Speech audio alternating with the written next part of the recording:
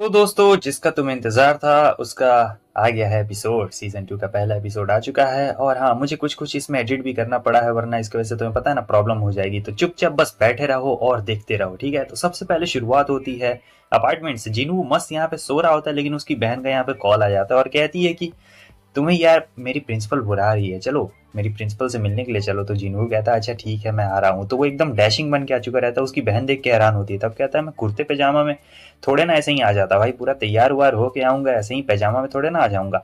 यहाँ पे पूरा सेंटर ऑफ अटेंशन बन चुका था। यहाँ पे प्रिंसिपल कहती कि एक नंबर भाई, तुम कमाल लग रहे हो। वैसे जो तुम्हारी बहन है बहुत अच्छे ग्रेड्स लाती है और बहुत ज्यादा मतलब कमाल का स्कूल में इनका परफॉर्मेंस चल रहा है, लेकिन मैं एक और चीज चाहती हूँ। उसकी एक दोस्त है, उसका नाम हान है, तो क्या तुम उसके ऊपर भी थोड़ा ध्यान दे सकते हो। और जैसे ही जिनवू सुनता है हान का नाम, उसे याद आ चुका रहता है, क्योंकि हान इसके साथ पहले भी मिशन पे गई हुई रहती है। ठीक है, तो ये वही लड़की रहती है, अभी आपको थोड़ी देर में पता चल जाएगा। तो हान यहाँ पे जिनवू को देख के हैरान हो जाती है कि तुम यहाँ पे क्या कर रहे हो, और तुम्हारे जैसा की रैंकर के पास इतना ज्यादा अच्छा कपड़ा कैसे आ गया, मतलब तुम कमाते भी नहीं हो फिर भी। तब जिनवू कह रहा होता है कि मैं तुम्हें यहाँ पे दिखाने के लिए आया हूँ कि दुनिया में मतलब कितना ज़्यादा परेशानी है। चलो तुम्हें अभी इसके बारे में कुछ भी नहीं पता है, तो तुम्हें बहुत कुछ भी सिखाना यहाँ पे मेरे पास बाकी है। वो कहती कहाँ पे लेके चल रहे हो, तब वो कहता है कि चलो ना मेरे साथ। अगले सीन में हमें डोंग शू को दिखाया जाता है। डोंग, तो डोंग आपको पता ही रहता है किसका भाई है, पिछले सीजन में आपने देखा था, और ये जिनवू से यहाँ पे बदला लेने के लिए आया था। और हमारा जो वो रैंकर रहता है वो कह रहा होता है संभालने के लिए, लेकिन जो डोंग रहता है कहता है पहले एक ई रैंकर, उसके बाद एक डी रैंकर मुझे बता रहा है कि मुझे क्या करना चाहिए। तुम चुपचाप रहो और मुझे जिन्हू को संभालने दो। तो वो जो बंदा रहता है वो चुप हो जाता है। आगे हमें दिखाया जाता है कि यहाँ पे व्हाइट टाइगर गिल्ड का प्रैक्टिस चलने वाला था। मतलब प्रैक्टिस में ये लोग जाने वाले थे इस डंजन के अंदर में, और वही प्रैक्टिस करवाने वाले थे। तो यहाँ पे जिनवू हान को लेके आया रहता है ताकि यही ऐसे प्रैक्टिस करवाया जा सके। और हाँ, ये प्रैक्टिस सिर्फ ऐसे ही ई रैंकर सी रैंकर में नहीं होगा, यहाँ पर कुछ ए रैंकर को भी लेके आया हुआ रहता है, और इनमें से एक ए रैंकर भी रहता है, यही बंदा रहता है समझे, इसका नाम किम चूल रहता है। तो ये यहाँ पर इन लोग का लीडर बन के रहेगा, और ये कह रहा होता है कि तुम लोग मेरी बात संभल के रहना, ठीक है। और क्या यार, मुझे एक ई रैंकर को भी संभालना पड़ेगा, उसके अलावा एक और ई रैंकर, दो ई रैंकर्स बहुत ज्यादा टफ है। जिनवू सोच रहा होता है मैं तो हान को इसलिए लेके आया था क्योंकि मैं उसे दिखाना चाहता हूँ कि आखिर मतलब जो जिंदगी ये सोचती है कितना ज्यादा टफ है, उससे ज्यादा टफ है भाई, इतना ज्यादा आसान जिंदगी बिल्कुल भी नहीं है। तो यहाँ पे टोटल 10 मेंबर्स जाने वाले थे इस डंजन के अंदर में। तो ये डंजन काफी लो लेवल का रहता है समझे, तो इसीलिए ये लोग साथ में सब जा रहे होते हैं। और यहाँ पे ये बंदा कुछ जिन्वू को बोल भी रहा होता है कि पार्टिसिपेट करने के लिए तुम्हारा बहुत बहुत शुक्रिया। फिर जैसे ये लोग अंदर जाते हैं, डंजन में कुछ होता है, डंजन में कुछ गड़बड़ी हो चुकी रहती है, जिसके वजह से ये डंजन अब एक नॉर्मल डंजन नहीं रहता, ये एक रेड डंजन बन जाता है। जिन्वू बाहर निकलने की कोशिश कर रहा होता है, नहीं निकल पाता है, तो कहता है कि मदद मदद लेके आओ, क्योंकि वो हान को यहाँ से बाहर नहीं निकाल पा रहा था, और बॉस को भी पता चल जाता है। तो ये लोग एक ऐसी जगह पे पहुंच गए थे जहाँ पे इन्हें नहीं पहुंचना चाहिए था। और फिर हमें पता चलता है रेड डंजन के बारे में। तो रेड डंजन एक ऐसी डंजन होते हैं जहाँ पे बहुत हाई लेवल के मॉन्स्टर्स रहते हैं। और वो जो ए रैंकर वाला बंदा था वो कह रहा होता है कि बस बहुत हो गया, मैं तुम लोग को नहीं संभालने वाला हूँ। एक बहुत तेजी के साथ इन लोग को लग रहा होता है कि कुछ कुछ यहाँ पे हो रहा है। अचानक से जिन्वू को कुछ प्रेजेंस महसूस होती है, एक एरो आता है, सीधे एक बंदे को लग चुका रहता है। हान को भी लगने वाला था, मगर जिन्वू ने उस एरो को पकड़ लिया था। और ये सारा काम इन एल्प्स का रहता है, क्योंकि ये लोग हाई रैंक डंजन के मॉन्स्टर्स है भाई समझे, बहुत ज्यादा हाई रैंक के आते हैं समझे।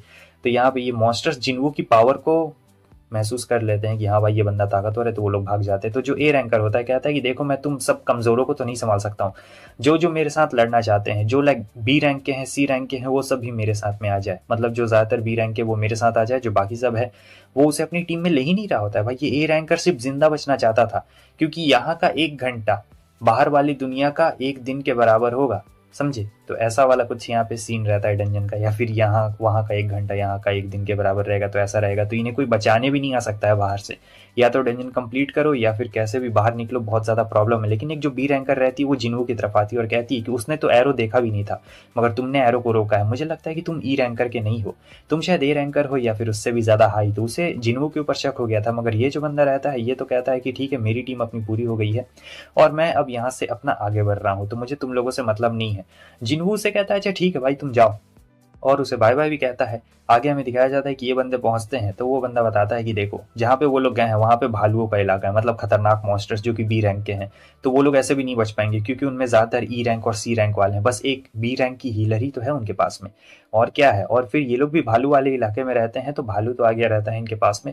और फिर भाई भालू के ऊपर हमला होता है खतरनाक वाला, और फिर एक ही बार में भालू को काट भी डालता है। तो ये बंदा कमजोर नहीं था, बहुत ज्यादा ताकतवर था। दूसरी तरफ जो हमारा जिन्वू और ये लोग रहते हैं, ये रुक गए रहते हैं। जो बी रैंकर रहती है वो कह रही होती है कि बस इससे आगे हम लोग नहीं जा सकते हैं, क्योंकि यहाँ पे भालुओं का इलाका और आगे गए तो खतरनाक हो सकता है।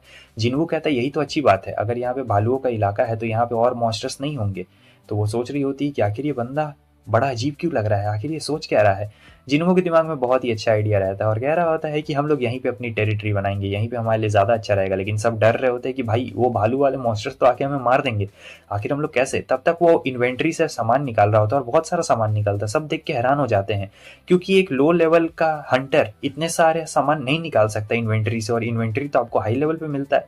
तो वो लोग पूछते हैं कि अरे यार तुम आखिरकार हो कौन। लेकिन जिन्हों उससे कहता है कि बस तुम लोग शांत रहो और मेरी बात सुनो, मैं कौन हूँ क्या हूँ किसी को कुछ फर्क नहीं पड़ता, चुपचाप रहो शांति से। और फिर एक मॉन्स्टर भी तो आ गया रहता है। तो यहाँ पे मॉन्स्टर आता है, जिन्वू अपना मोड एक्टिवेट करता है। अगले बाहर सीन में हमें बॉस को दिखाया जाता है, व्हाइट टाइगर गिल्ड के बॉस यहाँ पे आ गए रहते हैं। और फिर ये दोनों बंदे बता रहे होते हैं कि हमें लगता है कि जिन्वू एक री अवेकनिंग है, हमें कंफर्मेशन नहीं पता है, लेकिन जिन्वू भी उनके साथ है तो डरने की कोई भी बात नहीं है। मगर जो कैप्टन रहते कह रहे होते हैं कि एक ए रैंकर भी तो उनके साथ है, वो ज्यादातर बंदों को सुरक्षित बाहर निकाल के ले आएगा। लेकिन इन्हें नहीं पता रहता है कि डंजन आखिर कौन से लेवल का वहां पे मिला हुआ है। उतनी ही देर में उन्हें कुछ आवाज सुनाई देती है, और फिर आगे हमें ये भी पता लगता है कि डोंग वहां पे आ गया था और कहता है ओ तुम यहाँ पे क्या कर रहे हो। मैं तो यहाँ पे जिन्वू को मारने के लिए आया हूँ। ओह ये रेड डंजन आ गया, ओ हो।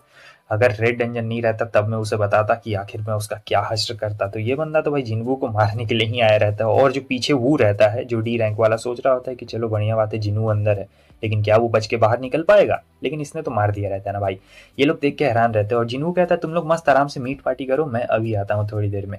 तो वो लोग यहाँ पे आराम से मस्त अपना पार्टी कर रहे होते हैं और जिन्वू थोड़ा सा अंदर जाता है, ठीक है। और फिर उसके बाद देखता है कि बहुत सारे मॉन्स्टर आ रहे हैं, तो अपनी शैडो आर्मी को बाहर निकाल लेता है। यहाँ पे बहुत अच्छा मौका रहता है और हमारा प्यारा इग्रिस भी आ चुका रहता है। भाई सारे मॉन्स्टर्स आ रहे होते हैं, लगभग यहाँ पे 100 से भी ज्यादा मॉन्स्टर्स होंगे। मॉन्स्टर भी कमजोर नहीं रहते हैं, वो भी शैडो आर्मी के ऊपर पूरा एकदम हावी हो रहे होते हैं। लेकिन यहाँ पे जो शैडो मॉन्स्टर्स रहते हैं हमारे, वो भी बहुत ज्यादा ताकतवर रहते हैं, समझे। लेकिन यहाँ पे इसका थोड़ा सा पावर कम होते जा रहा होता है। फिर भी देख रहा होता है कि बढ़िया है। उतनी देर में उनका लीडर आ जाता है, और जब उनका लीडर आता है तो वो सारे शैडो सोल्जर्स को ऐसे मार रहा होता है जैसे वो उसके आगे कुछ हो ही ना। अब फाइनली इग्रिस की बारी आ गई रहती है भाई। इग्रिस जाता है हमारा, और इग्रिस के हमले इतने ज्यादा तेज रहते हैं कि वो मॉन्स्टर तो देख ही नहीं पाता है। इग्रिस कब उड़ता है कब मार रहा होता है उस मॉन्स्टर को पता ही नहीं चल रहा होता है। हालांकि फिर भी वो मॉन्स्टर जिन्वू को मारने के लिए आगे बढ़ रहा होता है। अब इग्रिस ये कैसे देख सकता था। जब वो फाइनल अटैक करने वाला था, इग्रिस जाता है और उसका सर ही उड़ा डालता है। जिन्वू सोच रहा था कि इग्रिस तो मुझसे भी ज्यादा ताकतवर है, अच्छा हुआ भाई मैं इससे अभी नहीं लड़ा, ये मेरा गुलाम है अभी। आगे हमें दिखाया जाता है उसी ए रैंक हंटर को जिसके सारे साथी यहाँ पे मारे गए थे, क्योंकि उसका सामना हुआ था यहाँ के बॉसेस से, ठीक है। और ये जो नॉर्मल एल्फ नहीं है, ये बहुत ज्यादा खतरनाक एल्फ है, और वो एकदम डर गया रहता है और डर के मारे वहां से भाग जाता है। फिर हमें एक बहुत ही ताकतवर बंदे को दिखाया जाता है, ये उनका लीडर